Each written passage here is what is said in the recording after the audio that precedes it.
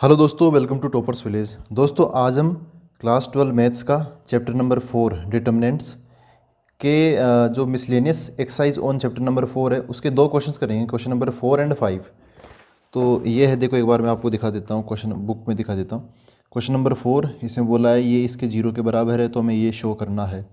और question number 5 में solve the equation, इस इक्वेशन को सोल्व करना है। तो इनको प्रॉपर्टीज़ से करेंगे, प्रॉपर्टीज़ है ना उनसे करेंगे हम, उनसे ज़्यादा आसानी से ये सोल्व हो जाते हैं। तो जो क्वेश्चन नंबर 4 है ये बहुत शानदार क्वेश्चन है, मतलब मज़ा आएगा इसको सोल्व करने के बाद। ये है ना, ये तो इजीली सोल्व हो भी जाएगा, लेकिन इसके बाद में भी मज़ा आएगा। मतलब इसमें क्या है कि ये जीरो के बराबर है, ये किसके इक्वल होगा, इसका एक्सपेंशन का होगा वो नहीं बताना, ये सब कुछ मिला के जीरो के बराबर है। फिर हमें बताना है कि अगर ये जीरो के बराबर है तो या तो ए प्लस बी प्लस सी बराबर जीरो होगा, या फिर और ए बराबर बी बराबर सी होगा। तो मतलब बहुत मज़ा आएगा इसके अंदर। इसको स्टार्ट करते हैं। जो क्वेश्चन में दे रखा है वो लिख लेते हैं हम एक बार। क्वेश्चन में ये दे रखा है ना, दिस इज़ गिवन, ये प्रूव नहीं करना हमें, ये गिवन है, ये जीरो के बराबर, ये गिवन है। तो जो गिवन है उसको मैं लिख लेता हूँ।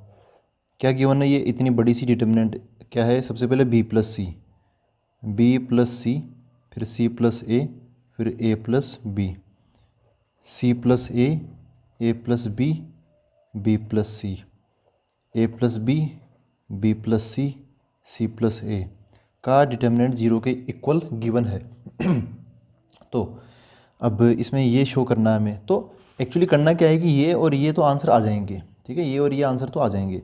उससे पहले हमें इसको एक्सपेंड करना पड़ेगा। अब एक्सपेंड तो करेंगे नहीं, देखो एक्सपेंड करेंगे तो बहुत मेहनत लगेगी। लेकिन एक बार अगर आप थोड़ा फ्यूचर में जाके सोचो, है ना, एकदम फ्यूचर में जाओ कि हमें क्या शो करना है, शो आइदर ए प्लस बी प्लस सी बराबर जीरो, मतलब हमें ए प्लस बी प्लस सी बराबर जीरो ये प्रूव करना है, या फिर ये प्रूव करना है। इससे तो उतना बड़ा हिंट मिलता नहीं है, इसको तो देखेंगे बाद में डील करेंगे। लेकिन यार ये क्या है, ए प्लस बी प्लस सी बराबर जीरो, ये कैसे आ सकता है, कैसे आ सकता है, सोचो एक बार। गिवन ये है कि this is equal to zero. तो ऐसा हो सकता है कि इसको सोल्व करते करते ऐसा नंबर आया हो, है ना, डिटर्मिनेंट बराबर जीरो गिवन है, इसको सोल्व करते करते करते करते ऐसा हो सकता है कि ये जो एक नंबर है ना ए प्लस बी प्लस सी, ये एक फैक्टर के रूप में आ गया हो, और भी कोई बहुत बड़ी चीज़ आ गई हो सोल्व करते करते बराबर जीरो तो जीरो, है ना। तो फिर क्या किया होगा फ्यूचर में, सोचो कि ये जीरो के बराबर हो गया होगा, या फिर ये जीरो के बराबर हो गया होगा। जब ये जीरो के बराबर हुआ तब ये वाला पार्ट अपना प्रूव हो जाएगा, और जब ये दूसरा वाला नंबर जीरो के बराबर होगा तब अपना ये दूसरा वाला पार्ट प्रूव हो जाएगा, ए बराबर बी बराबर सी, ठीक है ना। तो ऐसा कुछ हिंट मिल गया हमें यहाँ पर, एक शानदार हिंट मिल गया। This is equal to zero है तो ए प्लस बी प्लस सी बराबर जीरो, ये कैसे आया होगा, जब a plus B plus c बराबर, ये जो है ना ये अपने डिटर्मिनेंट का एक फैक्टर रहा होगा, फैक्टर। ये बहुत बड़ा हिंट है, ऐसे अप्रोच किया करो क्वेश्चन को। डिटर्मिनेंट के क्वेश्चन मतलब बहुत खतरनाक तो नहीं होते, लेकिन ट्रिकी ज़रूर होते हैं। उसमें आगे पीछे जाके, पास्ट में कभी फ्यूचर में जाके सोचना पड़ता है। देखो, तो अपना टारगेट ये है कि कैसे न कैसे करके ए प्लस बी प्लस सी, ये अगर मैं इस डिटर्मिनेंट में से कॉमन निकाल लूँ तो आधा काम पूरा हो जाएगा मेरा। कैसे निकाले, देखो क्या चाहते हैं हम, ए प्लस बी प्लस सी चाहते हैं हम। यहाँ पर ये तीनों लोगों का समेशन है। यहाँ तो दो दो लोग हैं, बी और सी है तो ए नहीं है, यहाँ बी नहीं है, यहाँ सी नहीं है, तो किसी ना किसी की कमी ज़रूर है। तो हम क्या करेंगे, कुछ ऐसा करते हैं। ऐसा कैसे करेंगे, अपने पास में तो क्या है, प्रॉपर्टीज़ है। प्रॉपर्टीज़ वो थी ना बुक के अंदर दे रखी, चार पाँच छः प्रॉपर्टीज़ है, वो लगा सकते हैं। और तो यहाँ पर देखो प्रॉपर्टीज़ अभी सारी बताने की ज़रूरत नहीं है, जो काम की होगी वो हम बताते चलेंगे। एक प्रॉपर्टी होती है एलिमेंट्री ऑपरेशन लगा सकते हैं, मतलब किसी भी रो को हम किन्हीं दूसरी रोज़ की मदद से हम ऐसे चेंज कर सकते हैं। जैसे ये है ना, आर आई को हम आर आई प्लस माइनस के इंटू आर जे, इस टाइप से चेंज कर सकते हैं ना। तो ऐसे ही कॉलम में भी लगा सकते हैं, कोई दिक्कत नहीं है। तो यहाँ पर हम चाहते हैं ए प्लस बी प्लस सी आ जाए। तो देखो ऐसा तो है नहीं कि ऐसे नंबर और ऐसी सिचुएशन हम पहली बार देख रहे हैं, हम पहले भी कई बार देख चुके हैं। देखो एक बार सोचो, आप चाहो तो इन तीनों को जोड़ो या फिर इन कॉलम वालों को जोड़ लो। तो मैं इन रोज़ वालों को जोड़ता हूँ ना, इसको और इसको जोड़ के देखता हूँ। तो ये क्या है, बी प्लस सी, फिर क्या आ गया प्लस सी प्लस ए, फिर क्या है प्लस ए प्लस बी। इनको अगर मैं जोड़ूंगा तो बी और बी टू बी, ए और ए टू ए, सी और सी 2c हो जाएगा, है ना। और इनमें 2 कॉमन ले लूँगा तो क्या मिल जाएगा, a प्लस बी प्लस सी मिल जाएगा मेरे को। ठीक है, देखो a प्लस बी प्लस सी मिल रहा ना, कब ये तीनों लोग जुड़ जाएंगे, ये जुड़ेंगे तब मिलेगा a प्लस बी प्लस सी। तो अब ये तीनों लोग कैसे जुड़ सकते हैं, नॉर्मल सी बात है, हमें कॉलम 1 कॉलम 2 और कॉलम 3 सभी को जोड़ना पड़ेगा। कॉलम्स को जोड़ के फिर एक जगह रखना पड़ेगा, किसी न किसी कॉलम पे भी रखना पड़ेगा। तो चलो मैं कॉलम 1 पे रख देता हूँ सबको। तो कॉलम 1 को चेंज करके कैसे, C1 plus C2 plus C3 ऐसे कर लेते हैं इसको सोल्व। तो सबसे पहले यहाँ पर क्या आएगा, कॉलम 1 को चेंज कर रहे हैं कैसे, सभी कॉलम्स को जोड़ के जो भी आंसर आएगा वो कॉलम 1 पे ही रख देंगे। तो b plus C plus C plus A plus A plus B, तो a 2 बार आ गया, c 2 बार आ गया, b 2 बार आ गया, तो क्या आ गया, twice of a plus B plus C. इस भी हमने रफ में सोल्व करके देखा ना। यहाँ पर क्या आएगा, ये तीनों जुड़ के यहाँ पे आ जाएंगे। तो इसमें भी वही बात है, a 2 बार है, b 2 बार है, c 2 बार है, तो twice of a plus B plus C. ऐसे ही ये तीनों जुड़ेंगे तब भी वो आ जाएगा, twice of a plus B plus c. Column 1 को चेंज किया, कॉलम 2 और 3 तो सेम है, उनको वापस में छाप लेता हूँ एज इट इज़। ये क्या है, c प्लस ए, फिर a plus B and b plus C, last में a plus B, b plus C and c plus A का डिटर्मिनेंट इक्वल टू 0। अब क्या करें, देखो ये है ना, ये कॉलम 1 है ना, C1, इसमें से हम कुछ चीज़ कॉमन ले लें, क्योंकि एक प्रॉपर्टी है ना कि अगर जैसे कोई नंबर है k, वो अपना डिटर्मिनेंट के बाहर है, तो इस k को हम किसी एक रो में डिस्ट्रीब्यूट कर सकते हैं। ठीक है, बाकी में नहीं करेंगे, सभी में नहीं होता। ये जो k है ना बाहर वाला, ये सभी में डिस्ट्रीब्यूट नहीं होता, मैट्रिक्स की तरह नहीं है, ये है डिटर्मिनेंट। तो k अगर जाएगा तो किसी एक रो के पास जाएगा, या फिर k अगर जाएगा तो किसी एक कॉलम के पास जाएगा, बाकी कॉलम ऐसे ही देख रहे होंगे। लेकिन वापस कॉमन लेते वक्त भी यही काम होता है। ठीक है, कॉमन लेंगे तो किसी एक रो में से चीज़ें कॉमन लेके बाहर रख लेंगे। तो C1 में देखो ये क्या कॉमन आ रहा है, हर एक नंबर यही है सेम, तो इसमें से हम 2a प्लस बी प्लस सी ये चीज़ कॉमन ले लेते हैं। ठीक है, कॉमन ले लेते हैं, तो ये बाहर की तरफ आ जाएगा, twice of a plus B plus C. अंदर की तरफ क्या बचेगा, यहाँ पे 1 1 1 बच जाएगा, 1 1 1। यहाँ पे सारी चीज़ें सेम टू सेम लिख लेता हूँ मैं वापस, c प्लस ए, तो ये मैंने लिख लिया है, बाकी चीज़ों को एज इट इज़ छापना था, बस छाप लिया, ऐसा हो गया। अब इसको सोल्व कर लें। देखो अभी तक हम कितने सक्सेसफुल हुए वो देख लेते हैं। हमें दिस इज इक्वल टू 0 दे रखा था, हमें a plus B plus c बराबर 0 प्रूव करना था। देखो बाहर की तरफ क्या आ गया, a plus B plus c, multiply में ये डिटर्मिनेंट है बराबर 0, तो या तो ये a plus B plus c बराबर 0 रहा होगा, तो ये वाला पार्ट तो अपना प्रूव हो गया, या फिर और अब यहाँ से दिस इज इक्वल टू 0 है ना, तो यहाँ से मैं प्रूव करना है कि a बराबर सी b बराबर सी कैसे आया होगा। तो इसको सोल्व करने से पहले इसको यार थोड़ा आसान बना लेते हैं, क्योंकि इतना लंबा तो फिर इसको अभी भी एक्सपेंड करूँगा ना मैं किसी कॉलम या रो के अबाउट, तो भी मतलब बहुत मेहनत लगेगी। तो हम इसको थोड़ा आसान बना ले, चाहे तो हम इसको कॉलम 3 के अबाउट एक्सपेंड करेंगे तो भी जल्दी सोल्व हो जाएगा ये, लेकिन इसको अभी थोड़ा और आसान बना लेते हैं। कैसे, मैं हमेशा बोलता हूँ जब भी दोस्तों देखो ऐसी सिचुएशन आए ना, किसी एक रो या किसी एक कॉलम के सारे एलिमेंट सेम हो, तब आपको किन्हीं दो जगह पर, अगर 3 बाई 3 का है तो 2 जगह पर आपको 0 बना लेना चाहिए। तो यहाँ और यहाँ 0 बनाने का टारगेट है मेरा, है ना, यहाँ पे और यहाँ पे 0 कैसे बनेगा, तीनों 0 एक साथ कभी नहीं बनेंगे। तो ये जो 1 है ना, ये वाला 1, ये वाला 1 अगर मैं इसमें घटा दूँ तो ये 0 बन जाएगा, और यही 1 मैं इसमें घटा दूँ तो ये भी 0 बन जाएगा।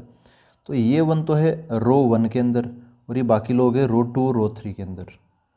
तो रो 2 में से रो 1 घटाना पड़ेगा, और रो 3 में से भी रो 1 को हमें घटाना पड़ेगा। तो मैं ऑपरेशन लगा देता हूँ यहाँ पे ना, एलिमेंट्री ऑपरेशन कौन से लगा दूँ, एक तो रो 2 को चेंज कर देता हूँ R2 माइनस R1, और एक रो 3 को चेंज कर देता हूँ R3 माइनस R1। ठीक है, ऐसे तो लगाते हैं, देखो क्या बनेगा, इधर है twice of a plus B plus C. इसको भी छेड़ो मत, इसको बस 2 को भी यहीं रहने दो, सबको यहीं रहने दो, बाद में देखते हैं। ये क्या बन जाएगा 1, ये है c प्लस ए, ये है a प्लस बी। देखो 1 माइनस 1, अभी मैं ये वाला लगा रहा हूँ, पहले इसको समझ लेते हैं। R2 की जगह क्या आएगा, R2 के हर एक एलिमेंट में से R1 का करस्पॉन्डिंग एलिमेंट घटा देंगे हम, जो भी आंसर बचेगा वो R2 की जगह रख देंगे।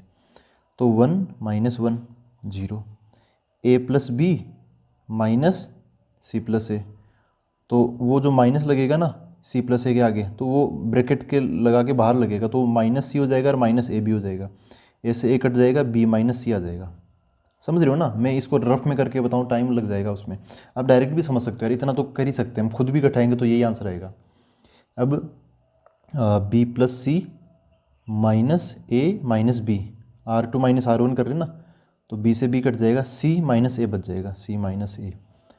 अब R3 अब इसको ऑपरेट कर लेते हैं, R3 - R1, तो इसमें से ये चीज़ हमें घटानी है।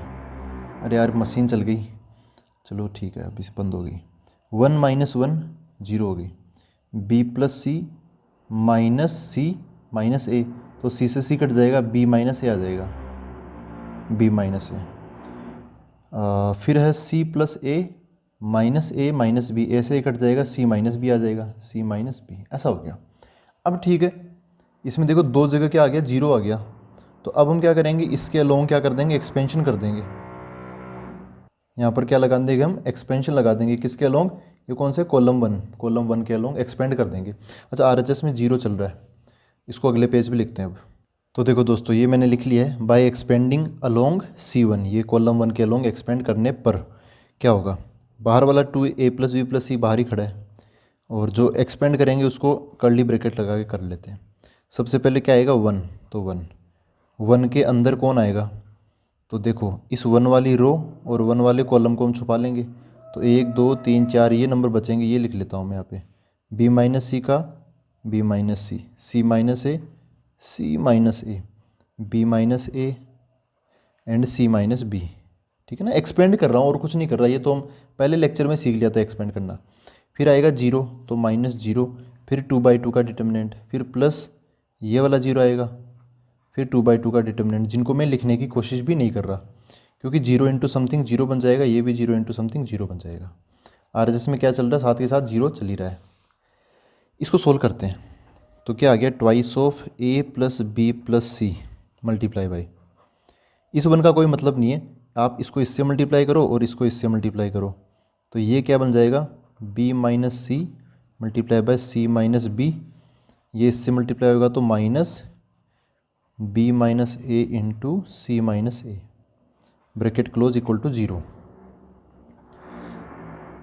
आगे twice of A + B + C, ये ब्रैकेट खोल लेते हैं, B C, ये जो भी होगा ये क्या बन जाएगा, देखो ये वैसे B - C, ये भी B - C माइनस कॉमन लेंगे तो ये B - C का होल स्क्वायर हो जाएगा, तो B इंटू C, ऐसे चलो एक एक ही कर लेते हैं फटाफट, BC - B², अब C को डिस्ट्रीब्यूट कर लें, तो -C² प्लस का BC, इधर आते हैं BC और ये माइनस BC,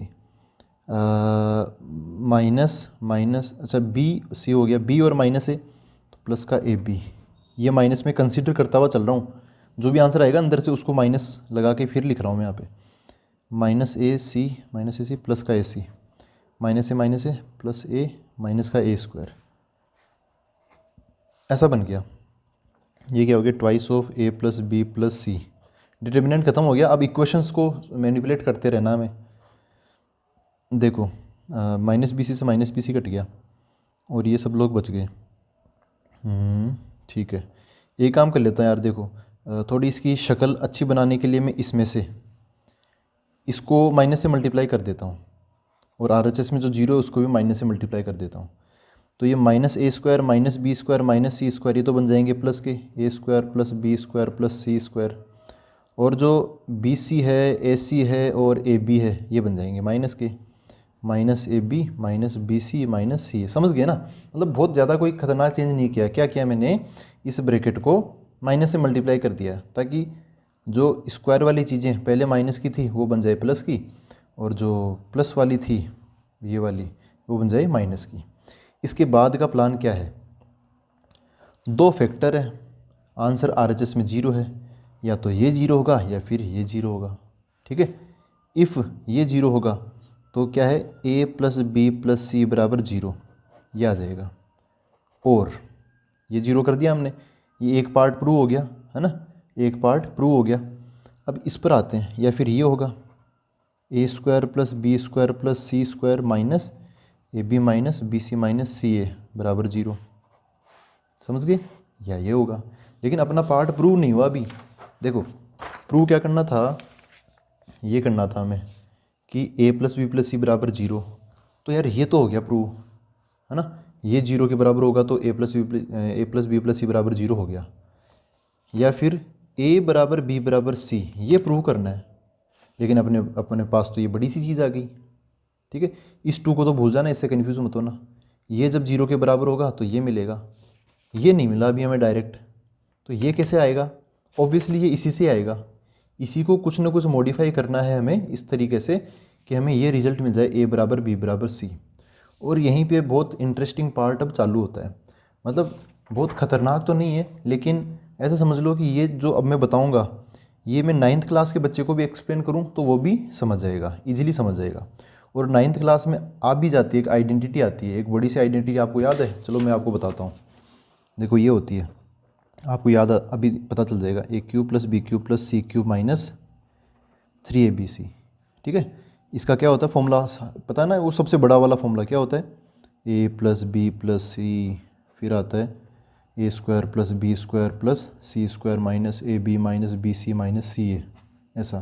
देखो यही तो है, a plus B plus C, A square plus B square plus C square minus A B minus B C minus C A, है ना। ये आप चाहो अगर इसको 0 के बराबर रखें तो ये 0, ये 0, वो 9th क्लास का कंसेप्ट याद हो कि ये जब 0 बनेगा तो a बराबर b बराबर c, ऐसे डायरेक्ट लिख दें। लेकिन वो अभी हम प्रूव कर रहे हैं तो गलत हो जाएगा डायरेक्ट लिखना। तो इससे a बराबर b बराबर c कैसे लाएंगे वो मैं एक्सप्लेन कर रहा हूँ अब। सबसे पहले यहाँ पर हमें कुछ मैनिपुलेशन ऐसे करनी पड़ेगी, जैसे यहाँ पर क्या है माइनस ए बी, ए और बी आपने कब देखा बताओ, और कहाँ देखा, ये याद है आपको।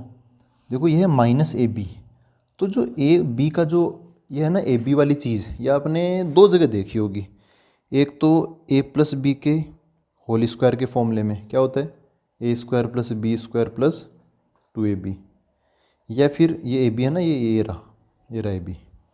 या फिर आपने ए माइनस बी के होल स्क्वायर में देखी होगी, वो क्या होता है A square plus B square minus 2ab, समझ गए ना। देखो ये रहा ए बी, लेकिन ये ए बी के साथ में 2 लगा हुआ है, अपने वाले में ए बी के साथ 2 नहीं है, ठीक है। ए बी के साथ में माइनस 2ab के साथ में फिर ए स्क्वायर और बी स्क्वायर का भी जुगाड़ में करना पड़ेगा। ये माइनस वाला ही क्यों मैं बता रहा हूँ, क्योंकि यहाँ पे ये जो 2 वाला मल्टीप्लिकेशन ये माइनस में है और ये ए स्क्वायर वाले प्लस में है, तो बहुत ज़्यादा संभावना ये है कि ए माइनस बी का होल स्क्वायर टाइप की कोई आइडेंटिटी यहाँ पे लग जाए। तो उसके लिए हमें ए स्क्वायर बी स्क्वायर चाहिए, वो यहाँ पर खड़े भी हैं। बस दिक्कत हो तो किस चीज़ की, ये है माइनस ए बी और ये है माइनस 2ab हमें चाहिए फॉर्मूला लगाने के लिए।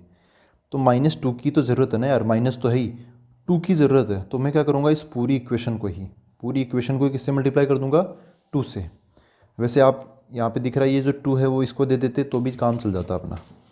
खैर इसको 2 से मल्टीप्लाई कर लो पूरी इक्वेशन को, तो क्या बन जाएगा 2a square plus 2b square plus 2c square minus 2ab minus 2bc minus 2ca बराबर 0, ठीक है। अब इसमें आगे भी मज़ा आएगा देखना।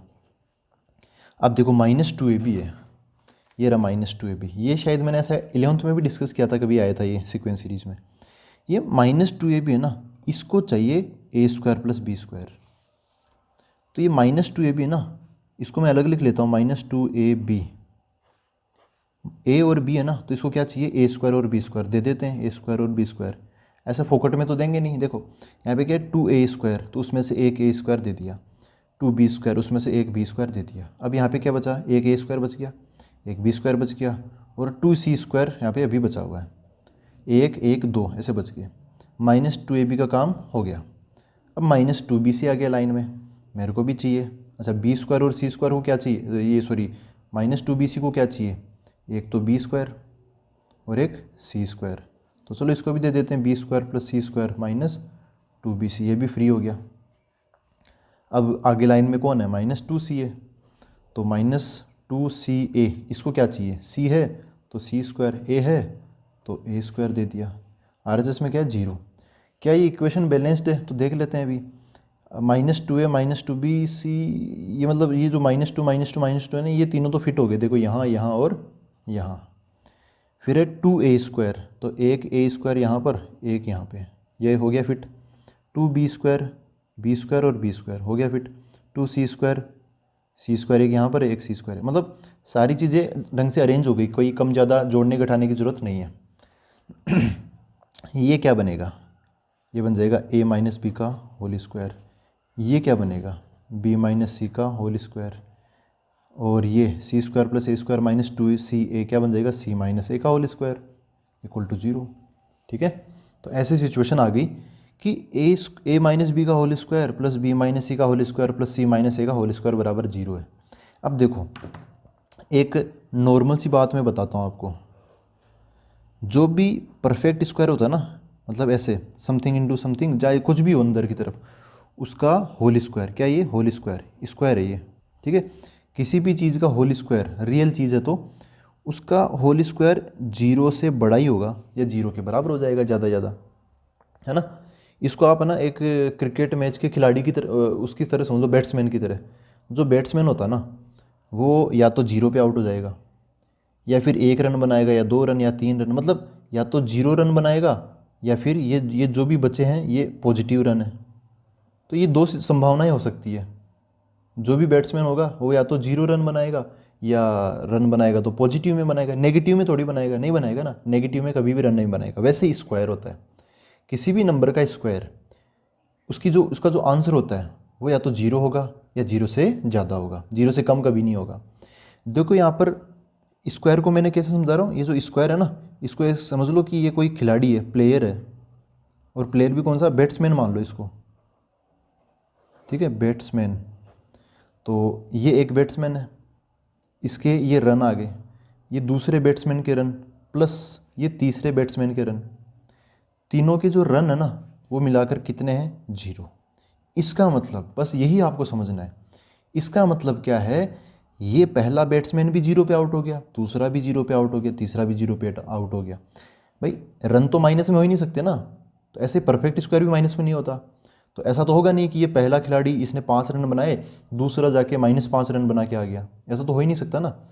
ये भी 0 पे आउट हुआ है, ये भी 0 पे आउट हुआ है, और ये भी 0 पे आउट हुआ है, तभी ये चीज़ पॉसिबल है। तो यहाँ से हम रिजल्ट निकाल लेंगे। ये खिलाड़ी और ये समझ में आ गया ना स्क्वायर वाला, क्योंकि परफेक्ट स्क्वायर जो होता है, परफेक्ट स्क्वायर वो हमेशा 0 या 0 से ज़्यादा होता है, 0 से कम नहीं, कभी नहीं होगा। तो ये भी अपने मिनिमम पर है, ये भी अपने मिनिमम पर है, ये भी अपने मिनिमम पर है, तभी इन सब का मिनिमम हमें 0 मिला। खैर वापस आते हैं अब, a माइनस बी का whole square, a minus B का होल स्क्वायर है 0 के बराबर। यहाँ से हमने कंक्लूड कर लिया, डिसीजन ले लिया। a माइनस बी का होल स्क्वायर बराबर 0, तो a माइनस बी बराबर 0, तो b उधर चला गया, a बराबर क्या आ गया, b आ गया। a माइनस बी से हमें a बराबर b मिल गया। ऐसे ही यहाँ से b माइनस सी है, तो यहाँ से हमें b बराबर c मिल जाएगा, और ऐसे ही c माइनस a है तो c बराबर a मिल जाएगा। मिलेगा ही नहीं मिलेगा। देखो पूरी टीम का 3 लोग हैं, 3 बैट्समैन हैं, तीनों का स्कोर 0 है कुल मिला के, तो इसको भी 0 पे आउट होना पड़ेगा, एंड इसको भी 0 पे आउट होना पड़ेगा, और एंड इसको भी 0 पे आउट होना पड़ेगा। ठीक है, तो यहाँ से क्या कंक्लूजन निकला, a बराबर b, b बराबर c, c बराबर a। इसका मतलब क्या है, a बराबर b बराबर c, तीनों लोग, मतलब अब वो बैट्समैन वगैरह भूल जाओ, वापस इक्वेशन पे आ जाओ। यहाँ से a बराबर b, यहाँ से b बराबर c, यहाँ से c बराबर है, मतलब तीनों आपस में बराबर है।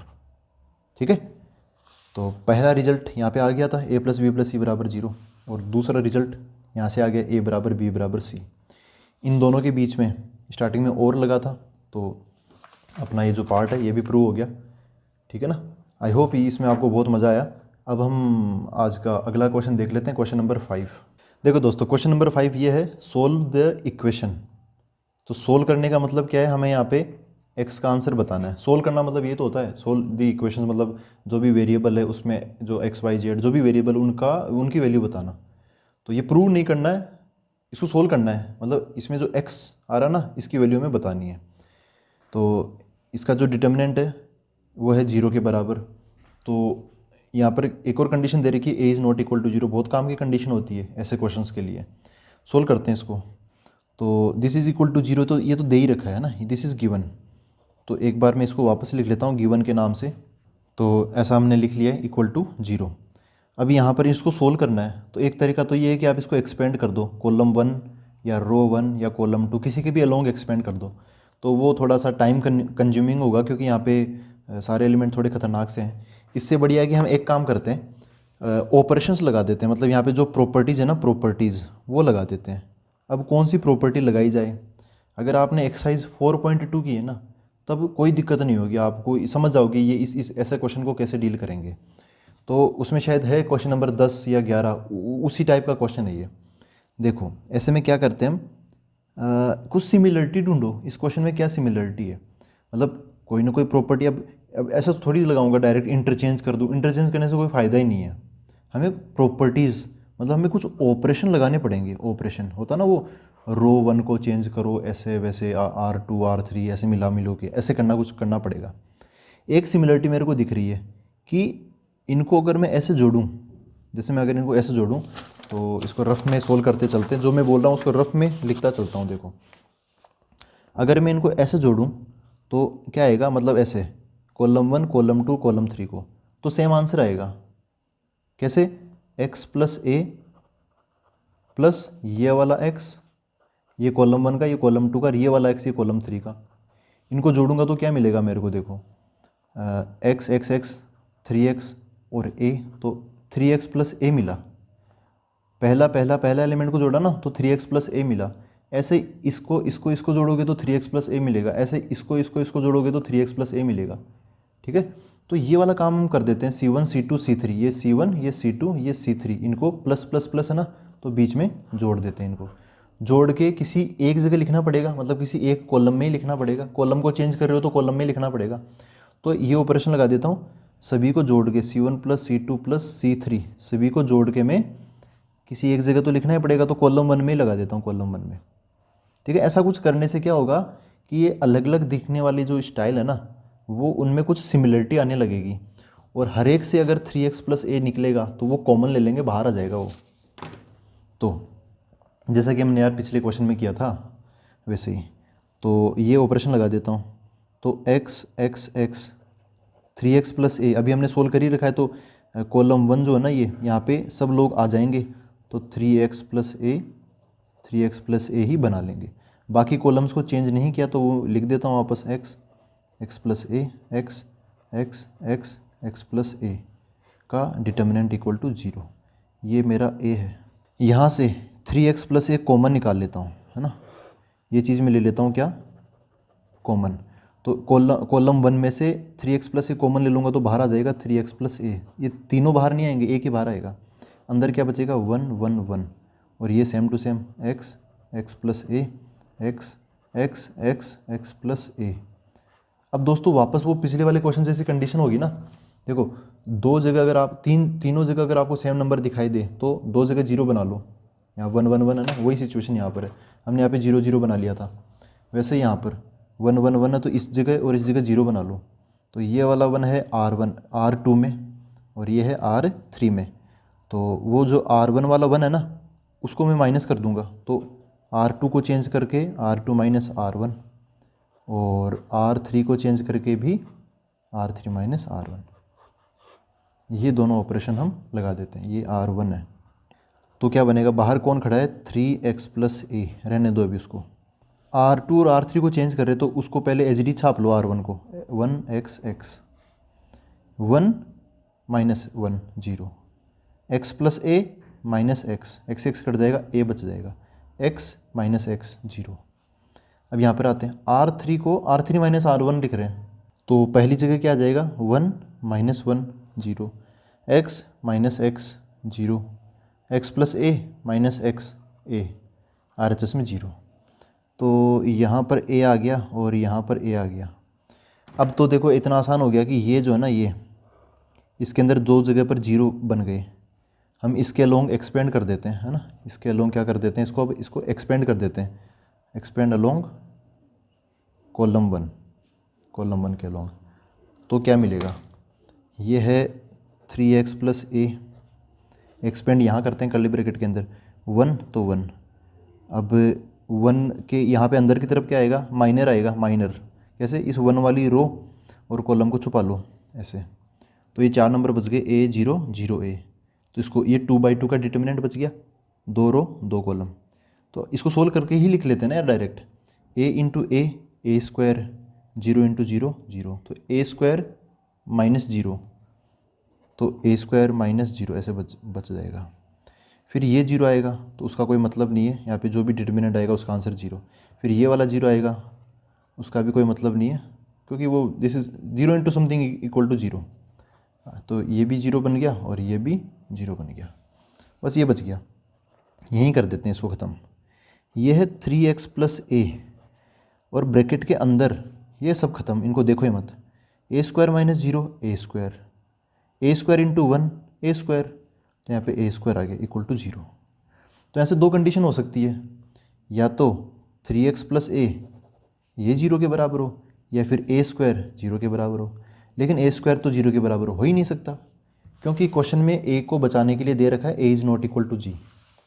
तो इसी को, मतलब ये जो दूसरा ना A के अलावा जो है 3x प्लस ए, इसी को 0 होना पड़ेगा। तो देयरफॉर 3x प्लस ए बराबर 0। तो अब हमें क्या चाहिए, सोल्व द इक्वेशन, मतलब x की वैल्यू चाहिए। तो x की वैल्यू निकाल लेते हैं यहाँ पर, ये a उधर चला जाएगा माइनस ए और 3 डिवाइड में, तो कितना आ गया, x बराबर माइनस a/3। कर लिया सोल्व, ठीक है। और ऐसा हमें यहाँ पे लिखना भी चाहिए, a square can't be equal to 0, क्यों, क्योंकि a is not equal to 0 ये दे रखा है, ठीक है। तो x की वैल्यू क्या आ गई, माइनस a/3। तो ये भी अच्छा क्वेश्चन था, क्वेश्चन नंबर 4 अच्छा था, और ये उससे थोड़ा कम अच्छा है, लेकिन ठीक है, हो गया। आई होप ये दोनों क्वेश्चंस आपको अच्छे से समझ में आए हैं। अब मिलते हैं हम अगले वीडियो के अंदर। Thank you very much.